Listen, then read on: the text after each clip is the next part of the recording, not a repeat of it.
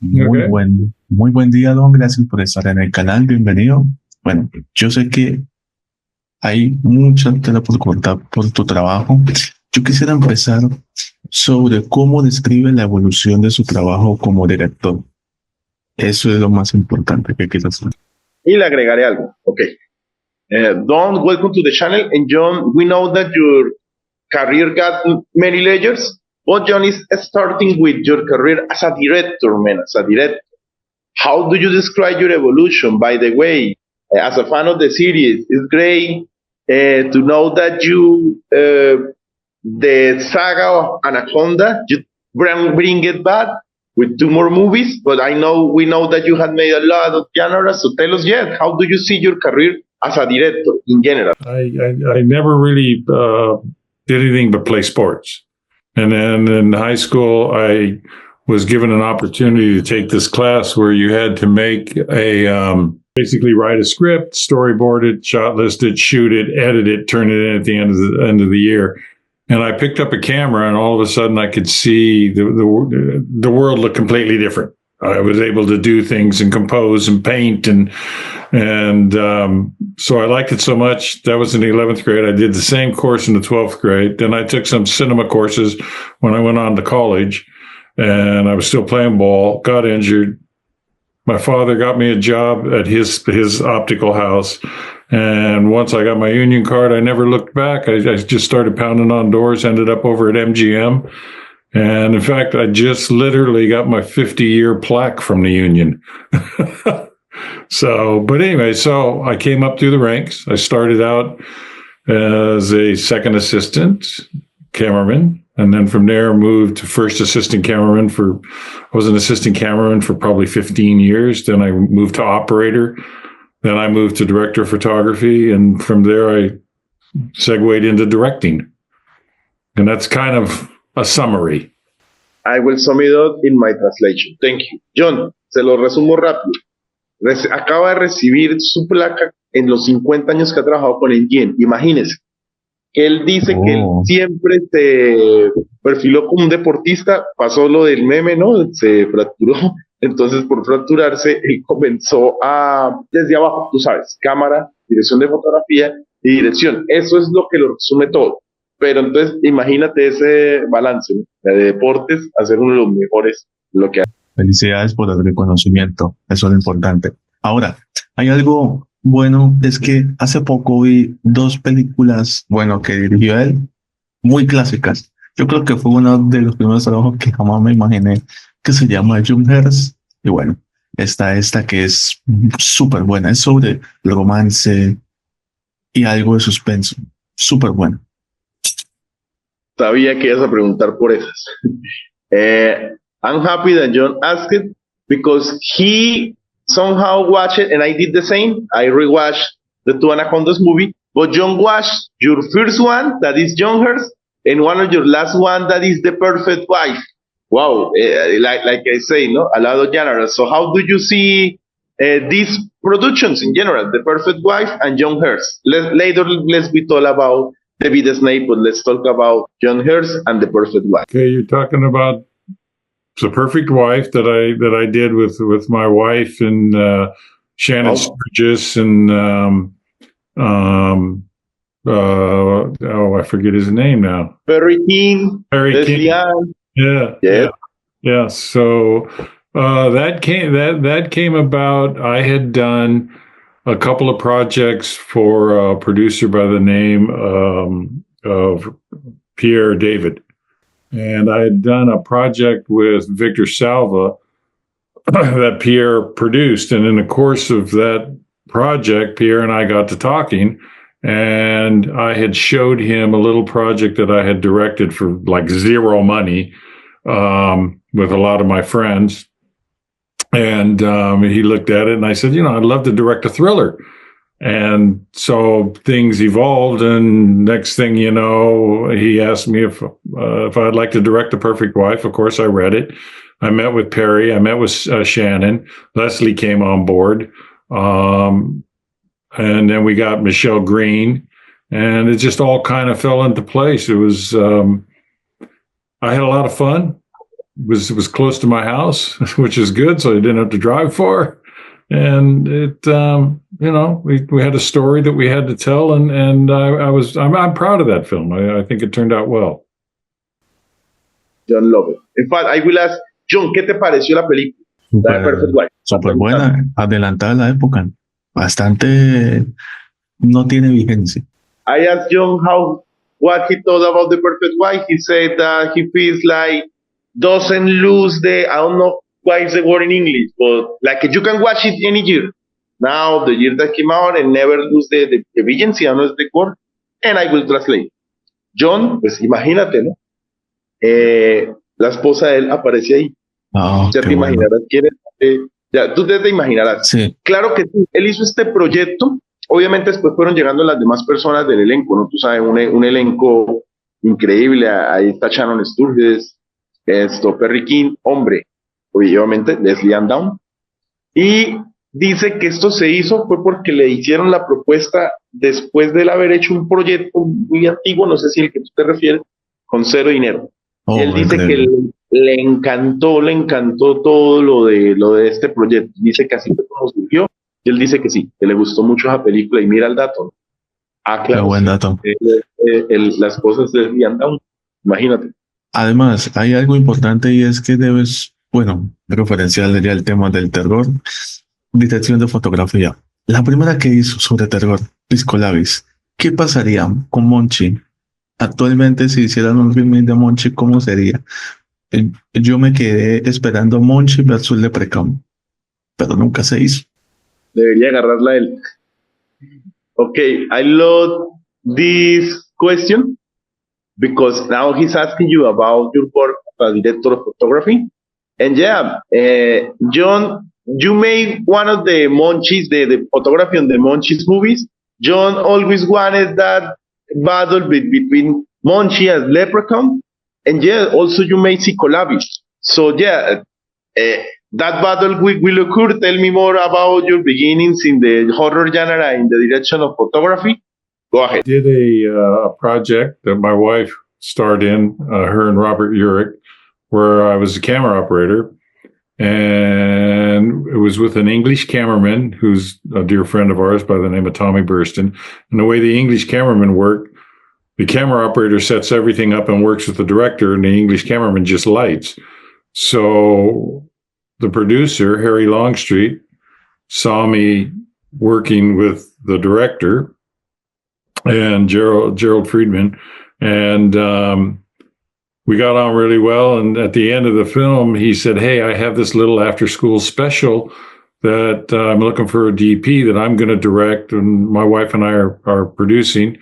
Would you be interested?" And I said, "Oh, I'd love to do it." So put that together. We shot it, and it was a ABC after-school special, a little half-hour program, which all took place in a school. And Jim Wynorski, who did all those films for Roger Corman, he happened to see the film, and he was getting ready to start Munchie. I never met the guy. I've never spoken to the guy. All of a sudden, I get this phone call, and he says, "Hey, you want to do a movie with me?" And I said, "Do you want to meet me?" He said, "No." He says, "Just show up on Monday at 8:00, and he gives me an address, and they sent me the script. That's how I got Munchie. And then, of course, we went on and did the sequel to Munchie, Munchie Strikes Back. And Jim Wynorski was an interesting one to work with. He's a funny guy. John, que fue cosas del destino. Así te lo resumo. De la nada conocí a Jim Wynorski. De una le ofrece las dos de Monchi, imagínense. Y que igual obviamente fue un proyecto donde aparece una esposa. Entonces dice que así lo resume, que fue más como que lo conoció y se dio ese proyecto. Yo sé que a ti te fascinan las de Monchis. ¿Cómo la ves? Me encanta mucho, man. Pero bueno, hay algo súper interesante, es que vamos a hablar sobre la saga del terror de Jeepers Creepers. ¿Qué fue lo que de pronto, en cada película que hiciste de las tres se diferenciaba? Que cambió un poco su perspectiva en el terror de Jeepers Creepers. Okay, being the director of photography, one of my favorite sagas, there is Jeepers Creepers, and of course Jhon and a lot of people. how do you see the difference between the working in the three? By the way, my favorite is the second one. For me, I still remember watching that year. So yeah, how do you see the difference between the three working behind the camera? The first one was like, it was fun, and it was a challenge. I thought that Justin and what's her name did a really good job. But Victor is a great filmmaker. He's a really good storyteller, and he knows what he wants. And him and I, that was our second collaboration, Jeepers One, and we can communicate without him having to say anything. And then when he wrote Jeepers 2, I went, wow, this is really nice. I mean, Jeepers 1, we had like $7 million. Jeepers 2, we had $17 million. So there's a whole different attitude and tools and manpower, and so you could do a lot more.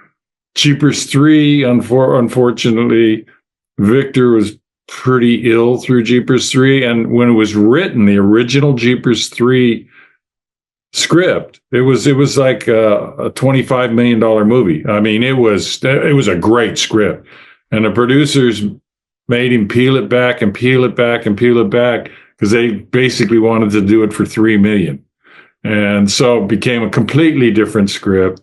And like I say, Victor had some health issues while we were doing it. We didn't have the manpower, the tools. I mean, it's an okay movie, but the first two are really the series. And of course, 4, neither Victor or I were involved in. So that kind of, I tried to watch it, but yeah, that's kind of the story. He's got a great script right now called Rattleman that'd make a fantastic series. With sequels, but can't get it financed right now. And you are totally right. The second one is the best one. Oh, by far. Jhon, by far, yeah. Pues Jhon, creo que Don está de acuerdo con todos. Dice que la segunda es la que luce mejor. Obviamente dice que Víctor es increíble. Que te cuento así rápido. Vamos de la última. La cuarta dice, tú sabes que no estuvo involucrado Víctor, dice que él la intentó ver, con eso te lo digo todo, que ahorita Víctor tiene una buena saga, ¿no? Que es la de Rattleboy, que en la tercera Víctor estaba muy enfermo y querían que le hicieran por nada de dinero, o sea, creo que por $3 millones, cuando la segunda costó $17 millones y la primera costó $7 millones. Dice que lo bueno de las dos primeras es la visión de Víctor y nada. La segunda es la mejor para él, la que mejor se ve. Concuerdo totalmente. Estamos de acuerdo. Aparte del terror está un tema que sí queremos mencionarle, es que aquí estuvo Trevor Sauer. Él protagonizó una película que se llama El chico del monopatín, como dicen acá en español. Y quisiera preguntarle sobre cómo fue desarrollar la fotografía. ¿Fue algo diferente a lo que él hizo? Llevamos esa película. Okay, we got the great Trevor Sauer here. He was the protagonist of the Skateboard Kid. We know a Roger Corman movie.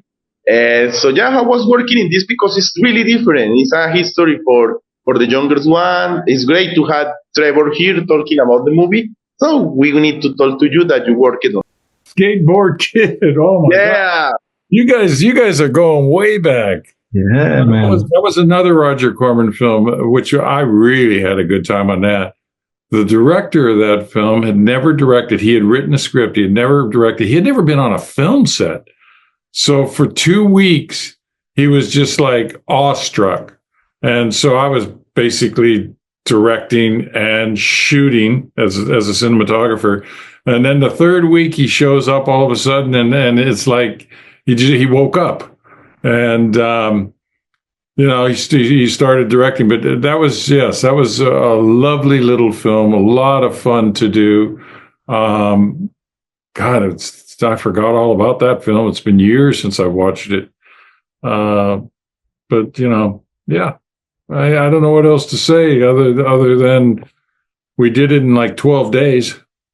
And yeah, it was a long time because the little kid man is now really grown.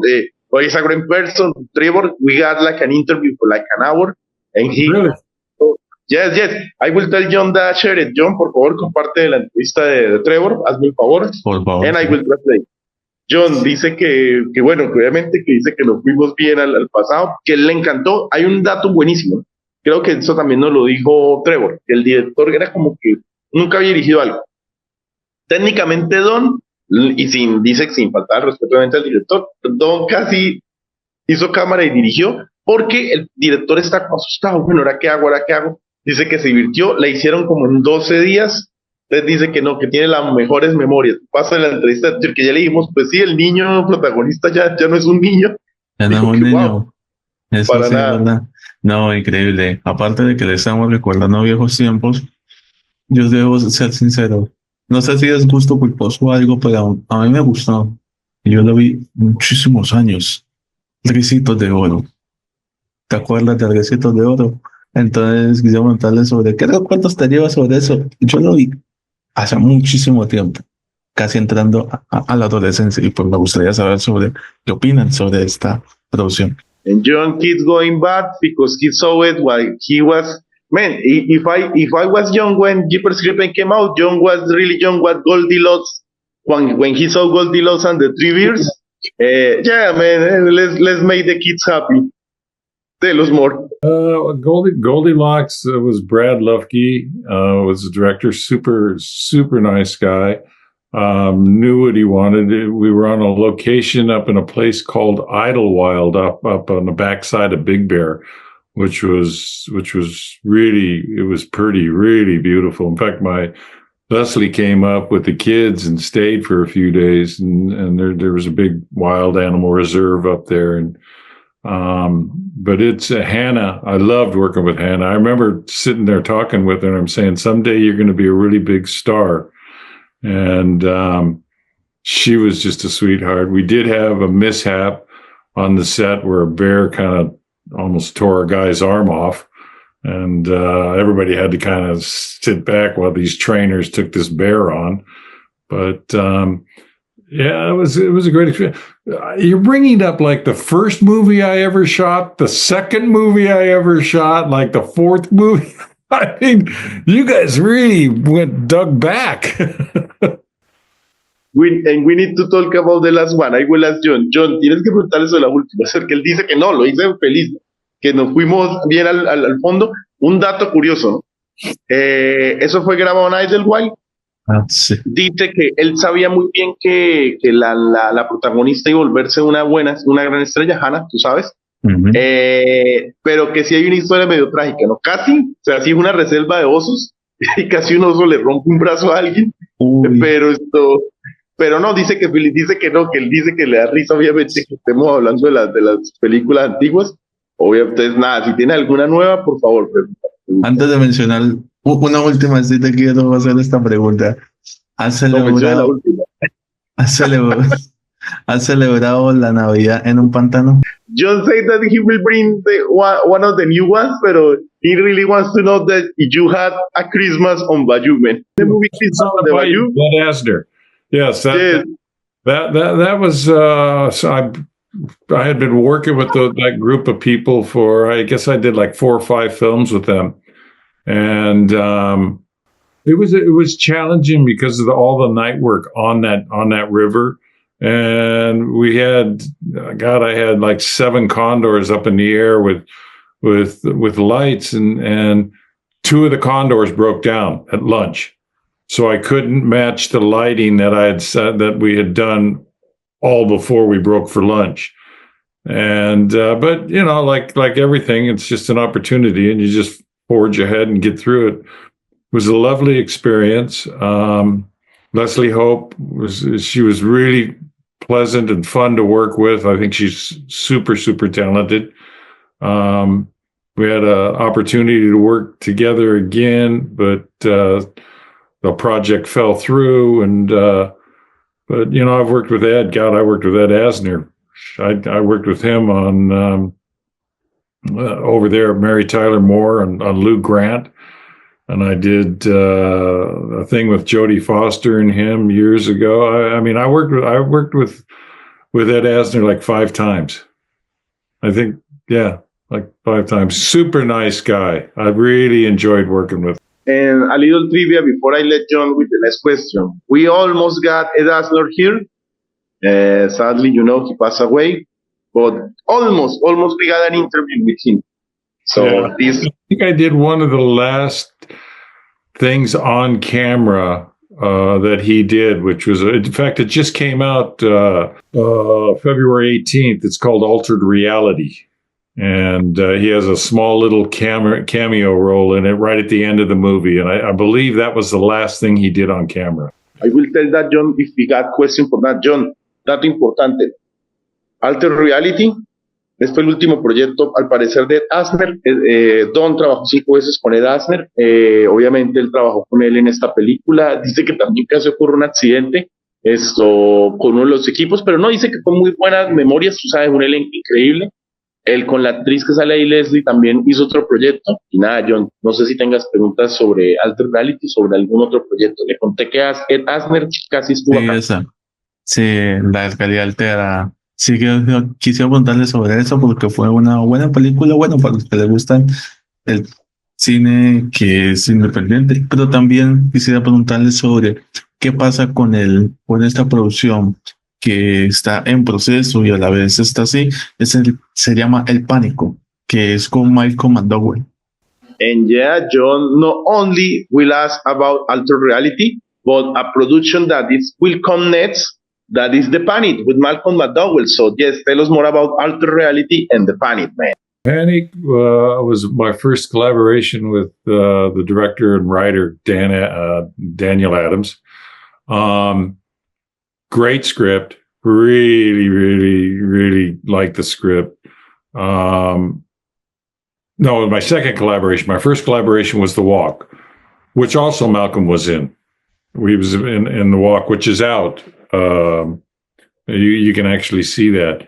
Panic will be out probably in another 5-6 months.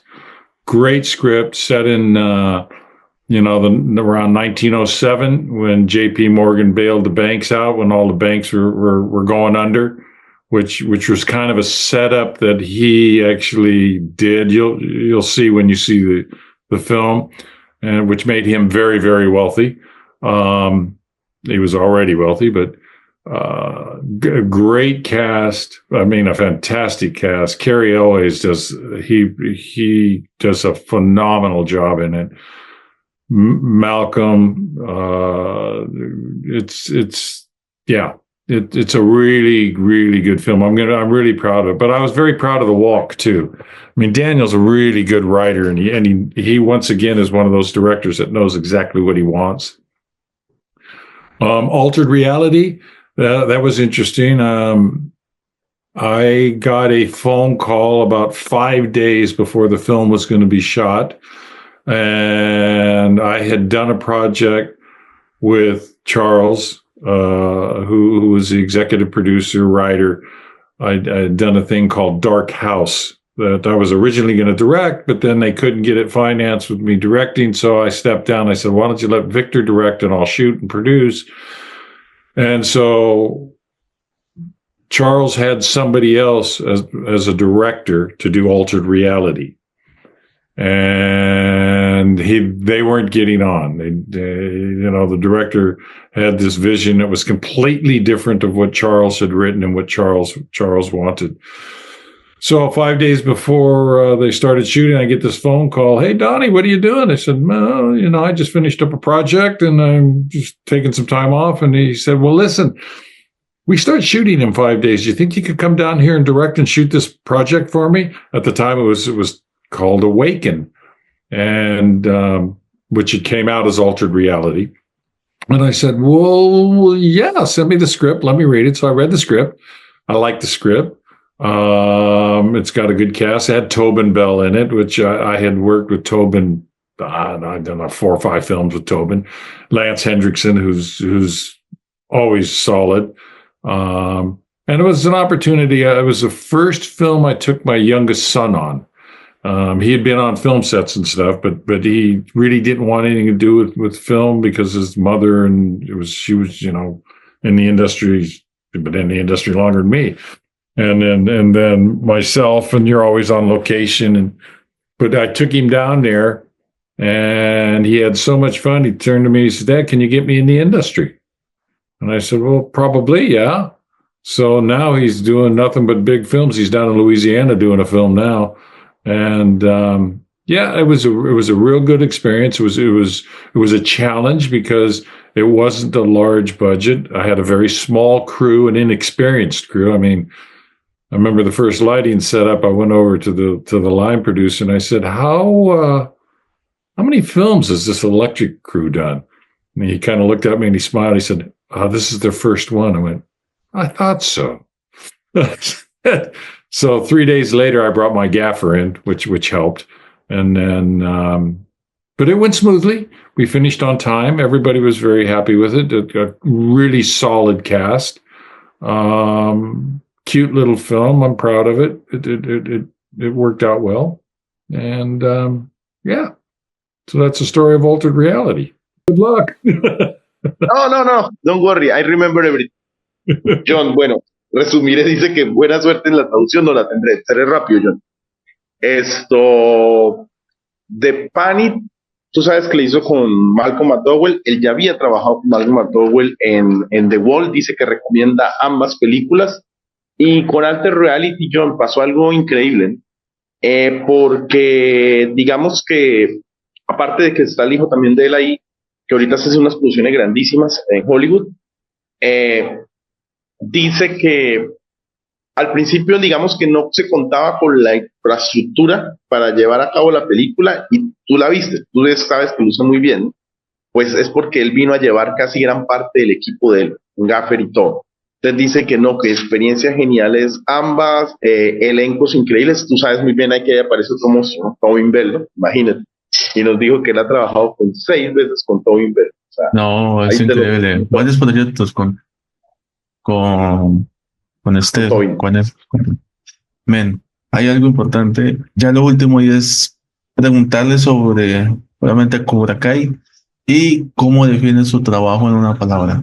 Okay, the last two, yes, tell us anything you you can say about Cobra Kai, and try to define your career, your work, in one word. Oh, that'll be difficult. One word. Cobra Kai, I really, really had a good time. I mean, I had worked with Mary Mauser. I directed Mary Mauser in a film that I did with Tobin, and Leslie was in it, and Brandon Beamer was in it. We did it, God, it was years ago. And so when we moved out here, because we moved from Malibu, California to Atlanta, we're outside Atlanta, Georgia. And I came down here. It was kind of twofold. We were pretty much, I don't really want to work because I'm running into more and more inexperience and people who don't want to come up through the ranks. They want to start at the top.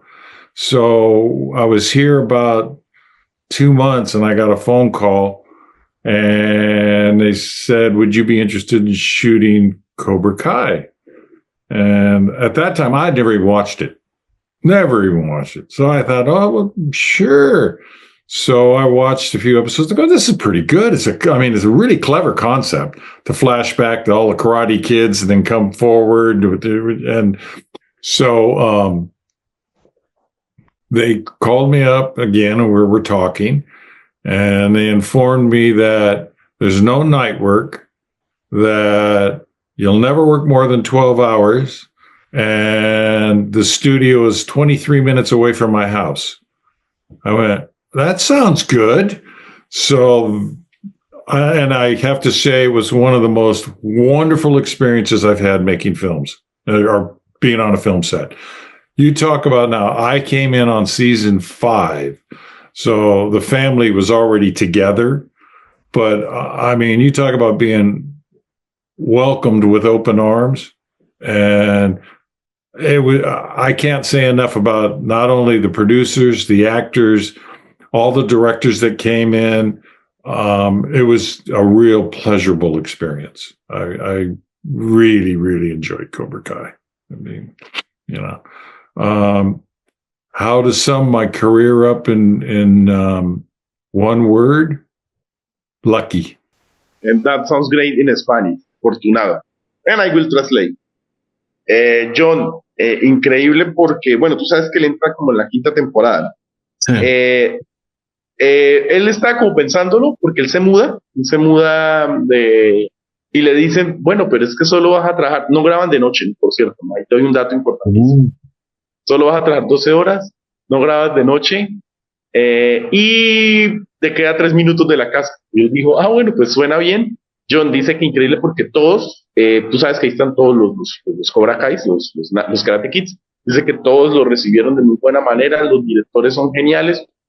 Y él, lo gracioso es que él nunca había visto la serie. Y él dijo, y él cuando la empezó a ver dijo, wow, esto es genial. Entonces fue como y sobre una palabra, pues afortunado. Afortunado nosotros. Afortunado. Bueno, yo sé que de pronto no fue un gol relevante, pero yo me acuerdo que él hizo como parte de electricidad en Todo Salvaje. Pero bueno, no hay que referenciarle.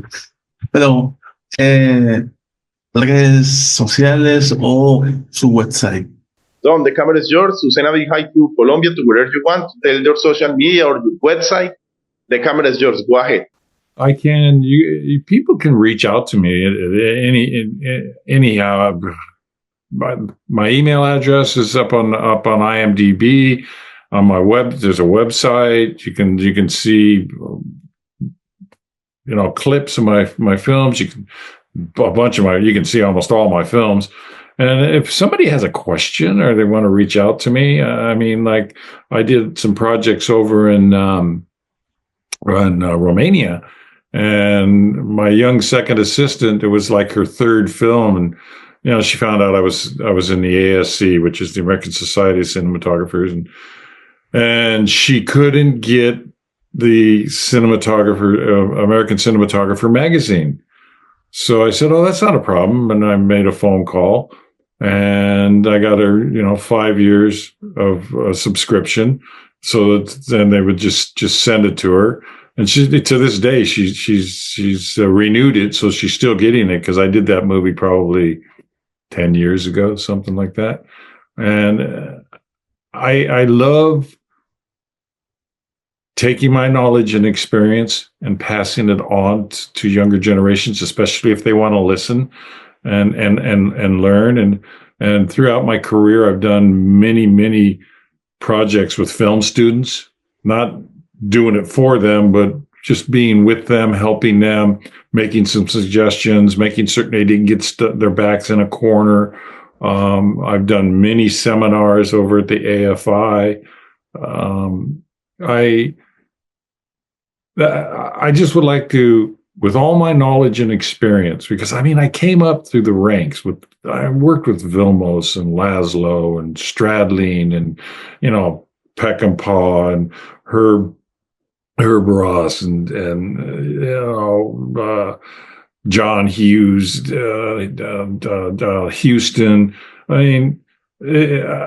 I've had a great career. I worked with Scorsese, Spielberg. It's like you couldn't have a better education. That's why when you ask me one word, lucky, not only lucky, but fun and best school in the world to go to is to get on the film set with filmmakers, be seen, don't be heard, do your job, hustle, and you can do nothing but learn.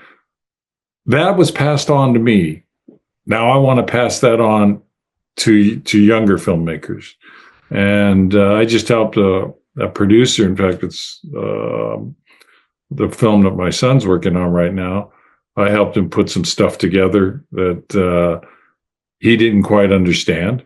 I had worked with this producer. He's kind of a stuntman actor, and he's gotten into producing, and he's making his own films.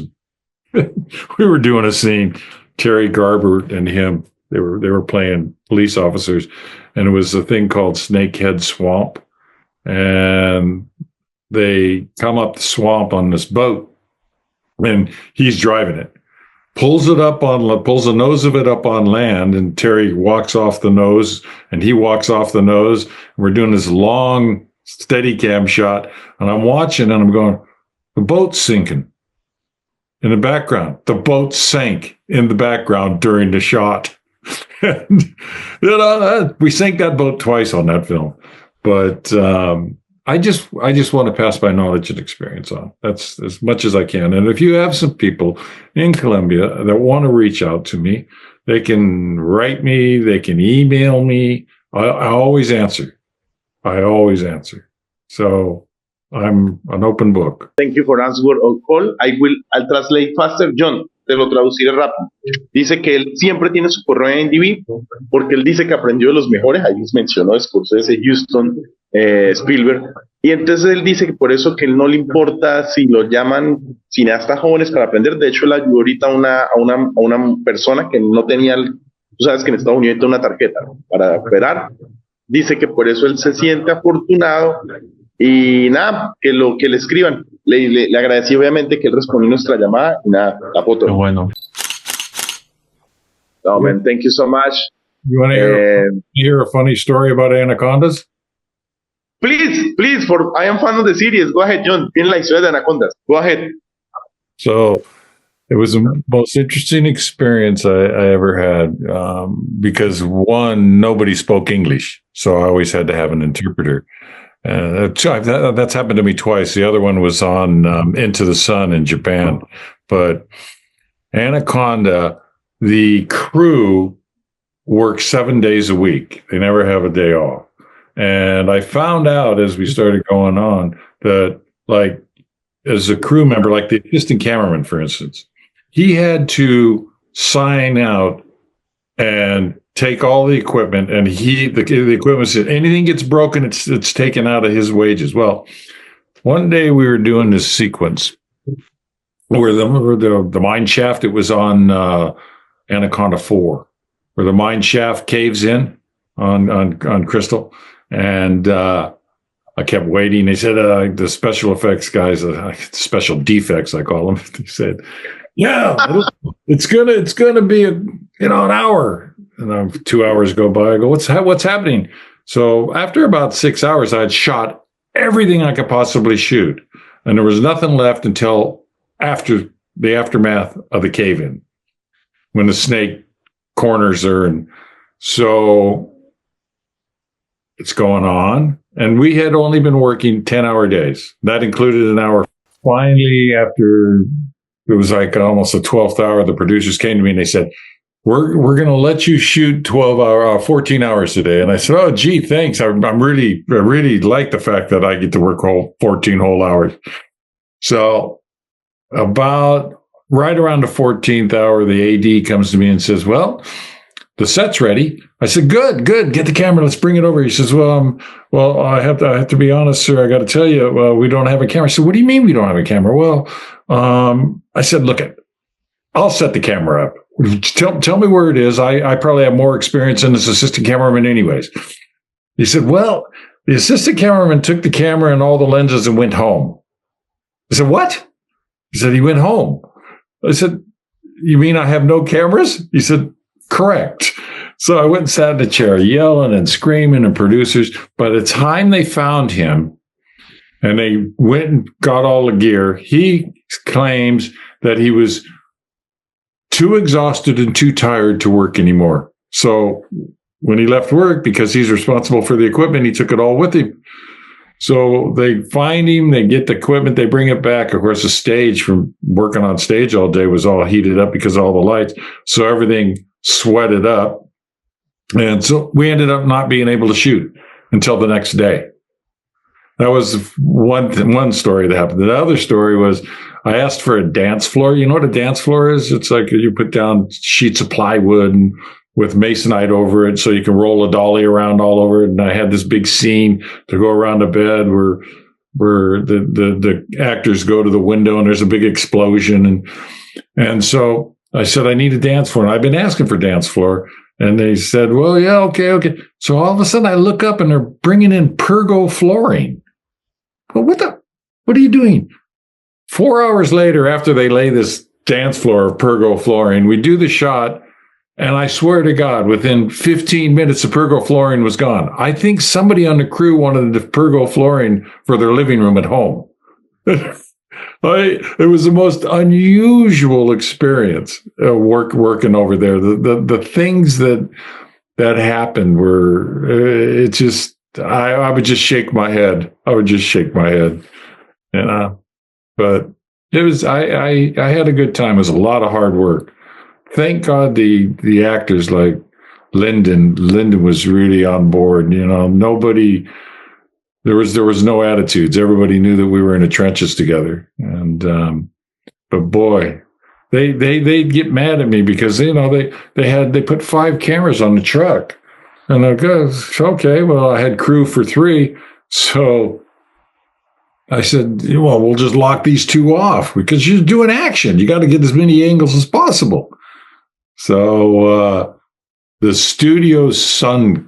The head of the studio, the owner of the studio, his son came to me. He was doing the C camera, and he said, "I have to tell you that you can't break any more cameras. You can't. Only 3 cameras." And I looked at him. I said,